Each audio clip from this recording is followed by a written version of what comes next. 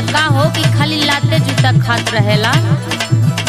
अरे सुनाए भौजी बतावो तनी कि ई काहे हमेशा लात जूता खात रहेला बुझलू?